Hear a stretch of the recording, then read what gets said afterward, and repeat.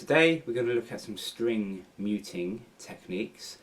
So the idea of these techniques is to clean up your playing so that it sounds cleaner and you haven't got unwanted strings ringing in the background. Some of these will feel very awkward when you first start doing them, but keep practicing it and muscle memory will kick in and it will just become part of your natural playing. And my dog is snoring in the corner in case you heard that funny noise. Enjoy. So the first technique that I want to look at is using the tips and the fleshy parts of your finger.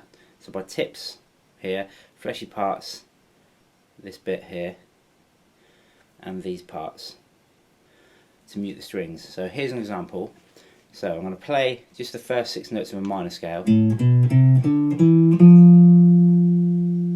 Now, this string here is muted by the tip of this finger. So as I've switched strings, so I've got enough of that finger on that string to play the note, but the tip of it is killing the top string. Now the fleshy parts underneath are killing the rest of the strings. So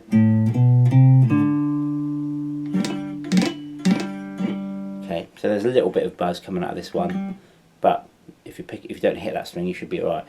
So that stops. So if I don't play that way and I leave this string ringing out, and you've got that string, and I have to kill it. Okay. As soon as I put that in, that string's dead. So that's the first technique. So you use that when you're crossing all of the strings. So now it's killing the A string. Now it's killing the D string, and you use that going across. So that's the first technique that you can practice, using whichever finger you're on. So even if I came here with this finger, the tip of that finger is killing it. So practice that with all of your fingers.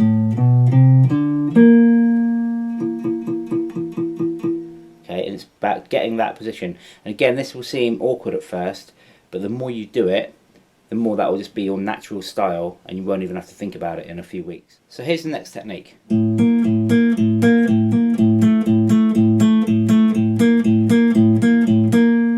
So what am I doing here? So I'm playing this note here on the 5th fret of the E string, and as soon as I've played it, I'm just releasing the pressure but keeping my finger.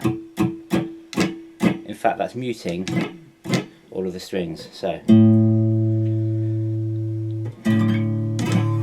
okay, so and what I was actually playing there, I'm playing something on the E string, killing that note, and then I'm playing something on the D string, so I'm doing a little string skip.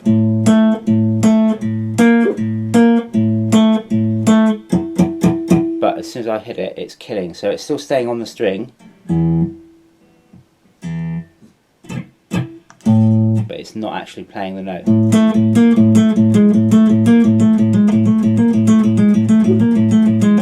And again, that's another one that might feel awkward at first, but the more you practice, will just become second nature. So here's a technique that you can use for chords as well as for single notes. So we're going to play just a C minor chord here on the 8th fret. Okay, if you don't know that chord, it's basically an E minor chord,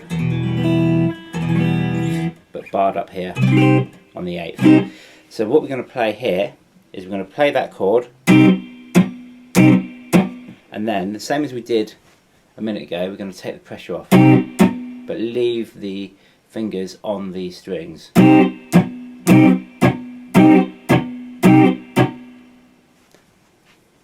So that is another left-handed technique. I'm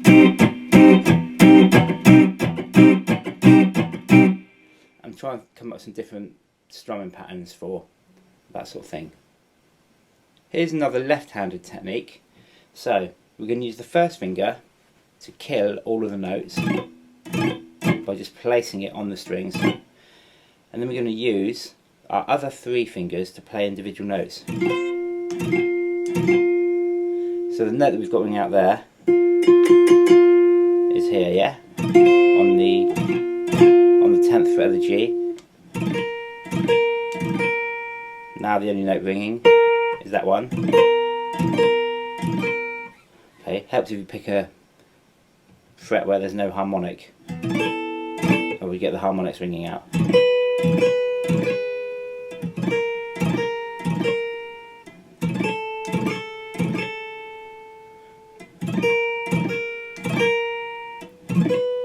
Again, so I'm muting the strings with this first finger, and then playing.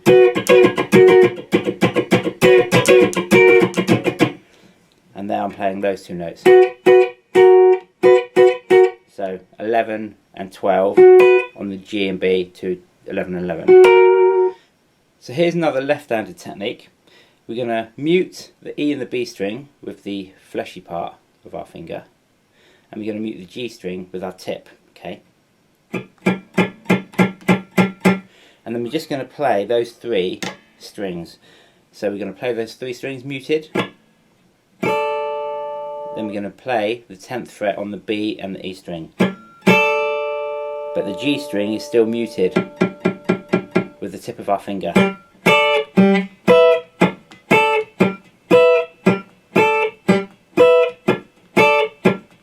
And then we're going to play the 12th fret with our 3rd finger on the E and the B string. So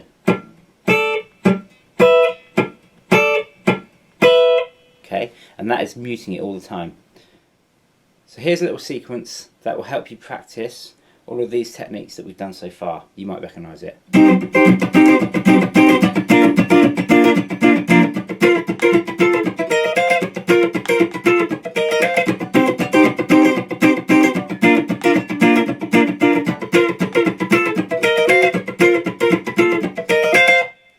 So, Get Down Tonight is the chord sequence anyway.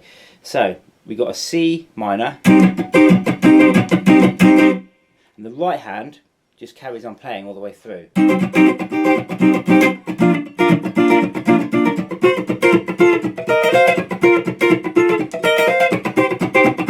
Okay, so that is just continuous. So we've got a C minor chord, a B major chord, sorry, a B flat major. Then, and that technique there is the chords on and off, so that technique. Then we are coming up to which is muting with the first finger somewhere around the 8th fret. Then we've got fret 10 on the G, fret 11 on the B, and we're going to play, and then we're going to move the little finger back to fret 10, so we've got 10 and 10. So that's and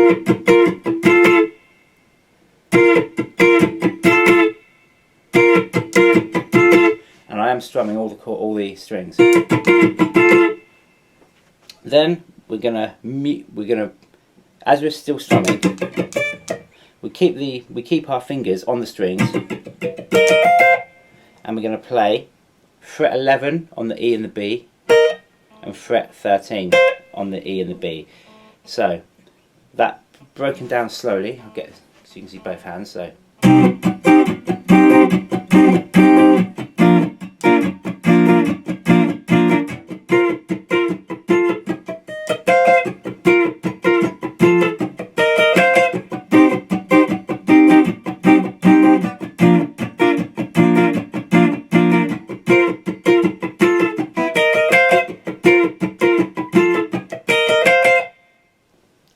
that was a little bit sloppy, but it gives you an idea of how you can put all of those techniques together.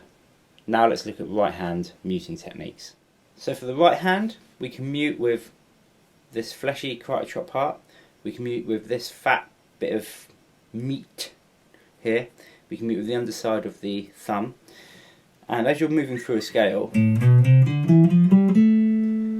oh, also this part of the thumb right here where underneath the pick, that as well will mute. So when you're going through, you can see here, I've killed the A and the E string. So if you go through a scale, let's just play an A minor scale.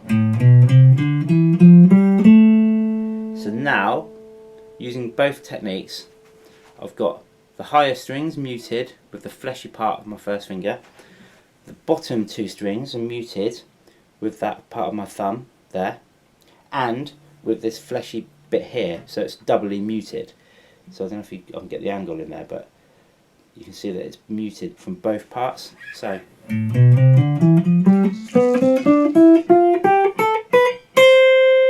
and now I'm playing the high E string. My whole hand here is on the strings, so that nothing can ring out. And as I come back through the strings, it changes so that it's being muted by this fleshy part of my finger. Okay, so you're almost changing from muting with your left hand to muting with your right hand as you go up and down through the strings. So have a go at that. So just sometimes it's looking at changing your wrist position, because if your wrist position is too curved like this, you can't mute those strings with it. But if it's too flat, it's harder to get through. So it's about getting the right wrist position and then combining the two techniques. So you need to go slowly and put them both together until it feels natural.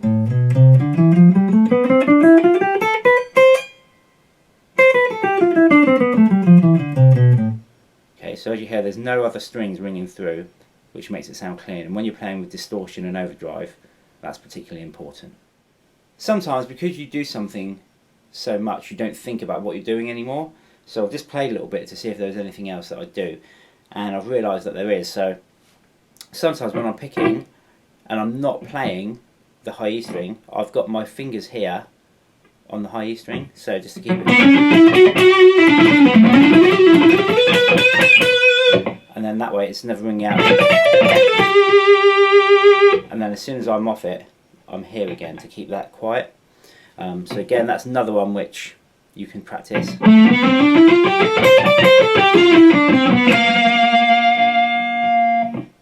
Just moving those fingers as you're coming up, you just got those fingers here on the string to keep it quiet. So here is another example of where you can practice that.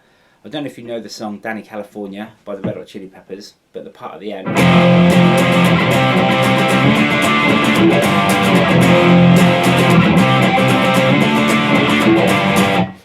So as you can see in my right hand, I'm not being overly careful about hitting the A, D and the G string, but my first finger here, the tip of it, is always muting that string if I'm not playing it. So F chord. So now I've gone to the C. The only three notes that are ringing out are the A, the D and the G string. So I can hit that bottom E string and it doesn't ring out because I'm muting with that first finger there.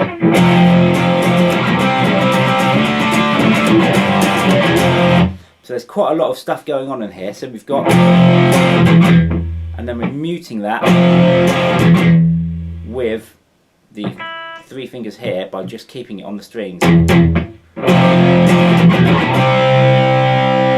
Then I'm moving here, muting that string, muting the bottom string with my first finger, keeping that finger in the same place so I can still hit that bottom of the string, but it's not ringing out. And then we've got the same, where we're going to kill all the strings just by keeping the pressure, or keeping the fingers on the strings but releasing the pressure. So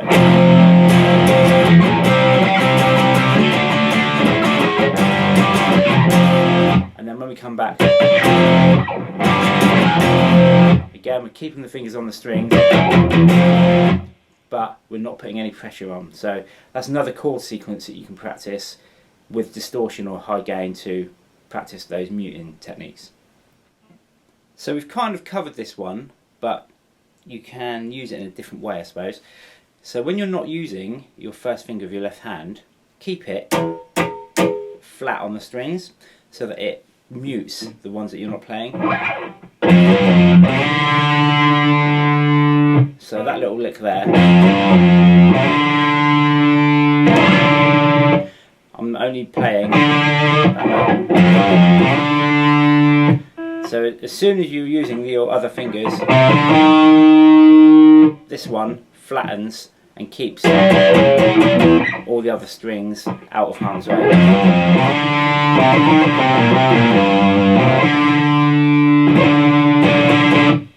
Okay, so it's similar to the one that we did earlier when we were playing those chords.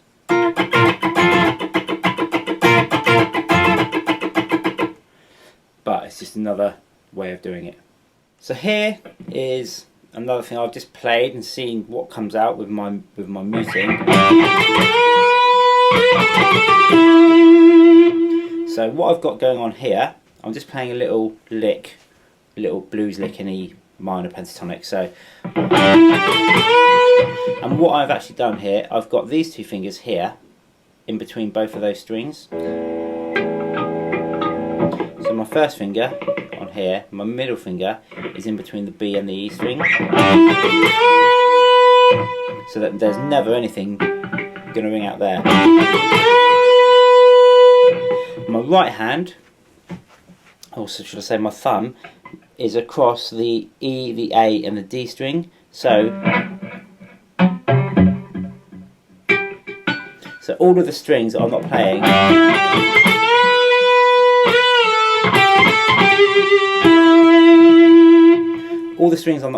are totally muted, and the only one that can ring out is the G string. So when I'm playing those two, obviously I'm not muting it. By this point, I've already muted that with this part of my thumb here. And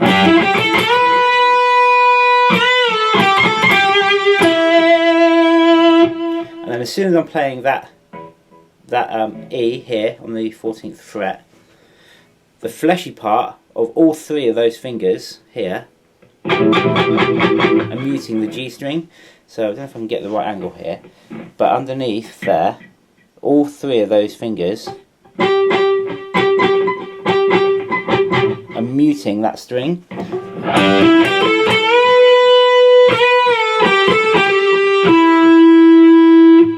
So it keeps everything quiet. So those were a few different string muting techniques. I hope you found that lesson useful. As I said at the start, some of it will be a bit awkward at first, but it's just about practicing it until it becomes muscle memory and your normal technique. And I hope you enjoyed that. If you didn't, feel free to eat 17 wasps.